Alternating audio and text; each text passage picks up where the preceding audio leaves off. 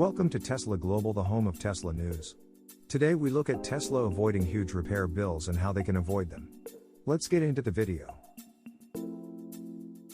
How Tesla can massively improve the repair and service experience, avoid insane repair quotes. In several articles this year, my colleagues and I covered some of the problems with Tesla service and repair that lead to extreme repair bills for customers. After I discuss some of them, I'm going to go over an industry standard repair practice that Tesla could adopt, and perhaps improve upon, that would solve this problem. The problem. In my case, I was test driving a Model Y when one of my passengers couldn't hold lunch down, resulting in Tesla's employees telling me that the whole seat might need replaced. Tesla's service centers don't repair or replace small components in many cases, so there was a chance I could be billed for the whole row of seats, merely because a small amount of vomit went into one of the seatbelt clickers.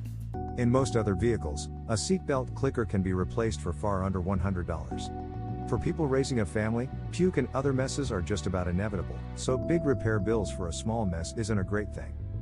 I compared this to the Death Star in Star Wars Episode 4. In that film, the protagonists exploit a weakness in a giant space station's heat exhaust system, allowing a small fighter plane-like spacecraft to blow up a space station the size of a moon, in just one shot. I never heard back from Tesla about this, nor has anyone made an insurance claim over the incident, so they must have either figured out how to fix it, or didn't want any more bad publicity. The fact that I was threatened with a big bill over something that would normally cost around $30 to $50 to fix is still insane, though. My colleague Joe Barros found an even bigger Death Star type weakness when he discussed a $16,000 repair bill a Tesla service center gave one Model 3 driver. The driver ran over some debris in the road, like we all do sometimes when it can't be avoided. Unfortunately, the debris broke a plastic panel on the bottom of the vehicle and slammed into a coolant connection to the battery pack, breaking it. At the Tesla service center, they determined that it was part of the battery pack, and that the entire pack would need replacement. Why? Because service centers don't open battery packs, and can only replace them.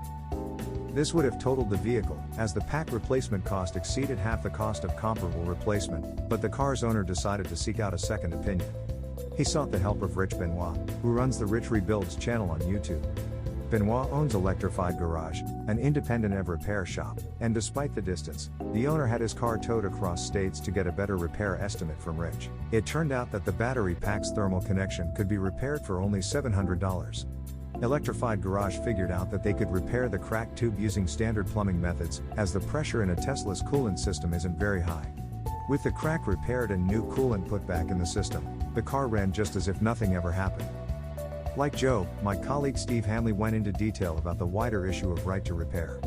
Many manufacturers other than Tesla do what they can to get in the way of independent repair shops or the owners themselves servicing and repairing their products. This, in turn, has led to a whole movement against those practices, with a quickening tempo of government action developing. Consumers, in many cases, simply want access to computer interfaces and the ability to get parts from somebody other than the original manufacturer, as well as the ability to have independent mechanics and repair shops be as effective as possible. Manufacturers are often resisting this, making copyright and safety/integrity arguments against independent repairs and computing access. They'd have a point if their lockdown products weren't causing real financial harm to consumers that's entirely avoidable.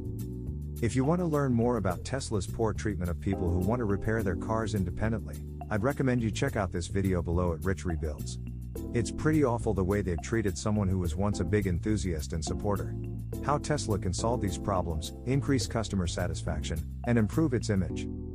Before we discuss the logistical changes needed to avoid high repair bills for relatively minor issues, we need to talk about a philosophical shift that needs to happen at Tesla. The fundamental problem is that the company wants to control the vehicles, when the company really should treat the vehicles more like something that the customer owns. There are reasons that Tesla gives for not doing this, but what it needs to understand is that cars simply are not software. They're cars, and people have been accustomed for generations to having control over their own cars. The idea of not having control is not only alien but offensive to most vehicle owners. Tesla needs to get solidly behind the right to repair movement, stop abusing the owners of salvage-titled Teslas, and provide whatever independent shops, owners, and anyone else needs to perform their own repairs. Anyone can go to the parts counter at other manufacturers' dealers and buy a part for a vehicle, no questions asked, and that's an industry standard that Tesla should adopt. I can see why Tesla would want to take a modular approach to vehicle repair, and that's something that it can continue to do. To have every service center digging deep into things like battery packs, drive units, and complex interior assemblies would add a lot of cost and complexity at the service center level, and it makes a lot of sense to avoid that. To keep repair costs from ballooning out to the cost of whole new assemblies, Tesla can take another page out of the legacy auto playbook, refurbished and remanufactured parts. For example, when someone comes in with a damaged battery pack, Tesla could order in a remanufactured pack instead of demanding the customer buy a new one. Then, send that damaged pack to another location where it can have whatever minor internal repair it needs to be ready for the next customer who needs a pack. Instead of paying $16,000 for a new pack, a customer could pay only a fraction of that for a remanufactured assembly, especially when you consider that they're feeding the whole rest of their pack back into the remanufacturing effort. The remanufacturing could happen at the factory, at a dedicated facility, or at a third-party remanufacturing company that already does this kind of work, and could even be a little profitable for whoever does it. Tesla Giga Shanghai annualized vehicle production rate reaches 450K. Tesla Giga Shanghai reached an annualized vehicle production rate of 450,000 Model Y and Model 3 vehicles, according to Chinese social media personalities recently invited to the factory. China-based YouTuber MickeyWorks TV shared details of Giga Shanghai's current operations recently, including its vehicle output. With a 450K vehicle production rate in Giga Shanghai, Tesla could be closer to beating its 2020 guidance. In its Q4 2020 update letter, Tesla projected that Giga Shanghai was on its way towards an annual vehicle production capacity of 450,000 Model Y and Model 3. Based on recent local reports, Tesla China has met these goals and may be well on its way towards 500,000. Last year, Tesla set a guidance to deliver 500,000 vehicles and nearly met its goals, delivering 499,550 in total in 2020. The US automaker did not set a guidance for this year but seeks to beat its sales and delivery numbers in 2020. Tesla Giga Shanghai's annualized production rate would be a good metric to gauge whether or not the company could beat its delivery numbers in 2020 and how much it could surpass it. So far, Tesla seems to be keeping up an excellent pace to surpass its 2020 guidance. In the first quarter, the EV maker delivered 184,800 vehicles, all of which were Model 3 and Model E. Tesla planned to deliver the Model S Plaid in the first quarter but faced challenges due to the global chip shortage and COVID.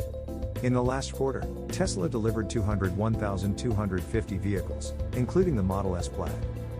In the second quarter earnings call, Tesla announced that Giga Shanghai has become its primary vehicle export hub. Tesla China will likely play a more significant role in exports to Europe in the third quarter and fill in the production gap that Giga Berlin was supposed to fill. Model Y production at Giga Berlin was supposed to start in July but has been delayed due to the release of the facility's final permit. However, Tesla is pushing through with Model Y deliveries in Europe for Q3 using exports from Giga Shanghai. Recently, Tesla's senior key account manager in Munich, Daniel Rieck, announced that the Model Y officially arrived in Europe. A few Tesla Model Y reservation holders in Europe reported receiving delivery dates in August. As of this writing, Tesla's configurator states estimated delivery dates for customers ordering Model Ys now is September. This suggests that Tesla still seems to be on track to surpass its 2020 guidance. If you think Tesla will reduce repair costs, then comment below. If you enjoyed the video, then please leave a like, and if you are new, please subscribe.